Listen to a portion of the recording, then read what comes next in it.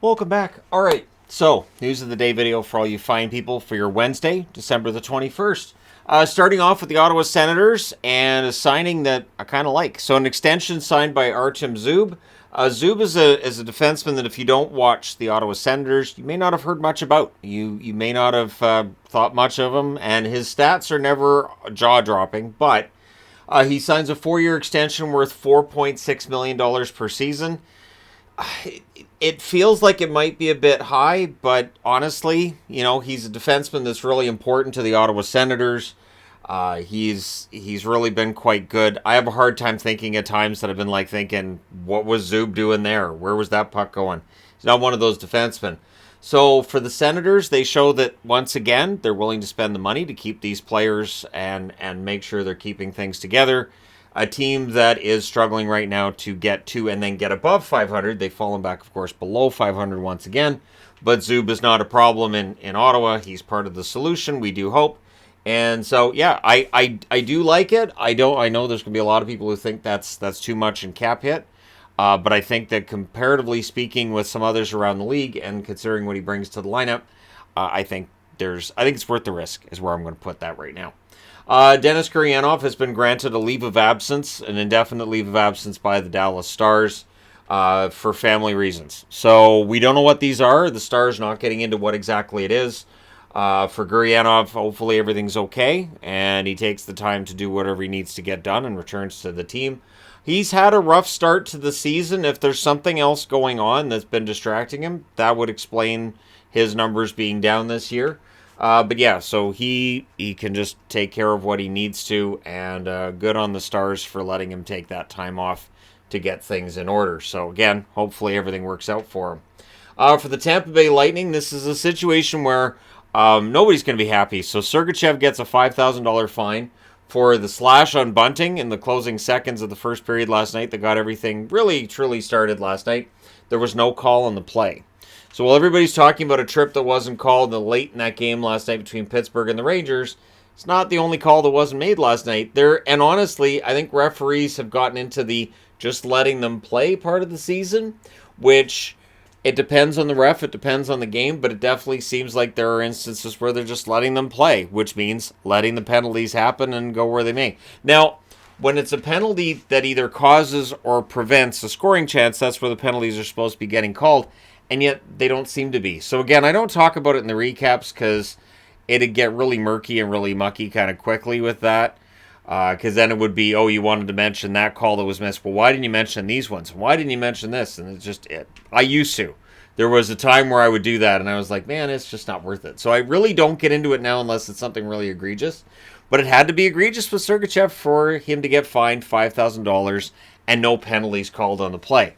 So this, I do believe, is where you've got your director of officials who would get involved and talk to the official about, so how'd you miss this? What happened? So, again, there is an accountability when it comes to officials. We just don't see it. So, yeah, no penalty on the play, and yet it's a fine. Means it should have at the very least been 2 minutes, maybe 4, maybe 5. But either way, Sergachev gets $5,000, which means if you do it again, it might be a suspension. But yeah, so we'll see. We'll see if anything else comes out of that. Toronto and Tampa are done playing each other for this year. I got a chuckle out of an article I saw today speculating on the Canucks. So, of course, Besser and Horvat get all the attention. Notice I haven't been speculating on where anybody's going to go or for what, because it's a pointless discussion. We don't know what's going on the team. We don't know what's going on with management in general. And the fact that Tyler Myers now, they're saying, well, Tyler Myers could be traded. Myers has, I would think, been on the block for a while. Myers is one of those guys that you don't officially have to put him on. It's like the Flyers announcing, well, they didn't announce the other day, but it came out the other day in the press that James Van Riemsdyk was available. Notice I didn't talk about that in the news of the day because we know. Like, it's the funniest that I ever saw with an incident like this was when Mike Gillis publicly stated Chris Higgins was available for the Canucks back in the day. And I said out loud, yeah, they know. You don't need to tell them. There are certain players that because of their contract and because of the team situation, clearly if the team got a call, they'd be willing to listen. and Tyler Myers is one of those for Vancouver. Now, I've complained about Myers plenty over the years at times. I don't think he's had a bad year this year. I think that his contract is why he gets a lot of the discussion that he gets. But if the Canucks trade Myers, they're going to have to retain some salary, or they're going to have to take a contract back that is not necessarily as bad. But if it's not as bad, then they're going to have to throw something else in.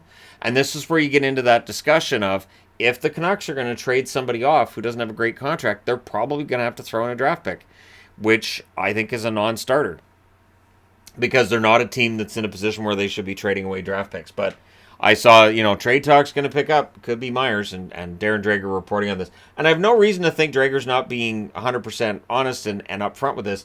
But as a fan, I think, well, yeah, I mean, if a team called about Myers right now, Alvin's got to listen.